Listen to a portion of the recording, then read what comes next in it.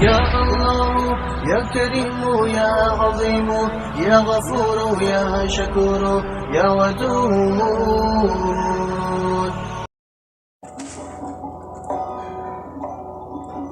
سنت موقدہ کون سا اعتکاف ہے؟ رمضان المبارک کے آخری عشرے یعنی آخری 10 روز کا اعتکاف سنت موقدہ کفایہ ہے. اس کی ابتدا 20 رمضان المبارک کی شام یعنی غروب آفتاب کے وقت سے ہوتی ہے اور عید کا چاند نظر آتے ہی ختم ہو جاتا ہے.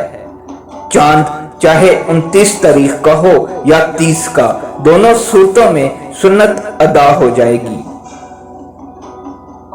اعتکاف درست ہونے کی شرائط کیا ہیں؟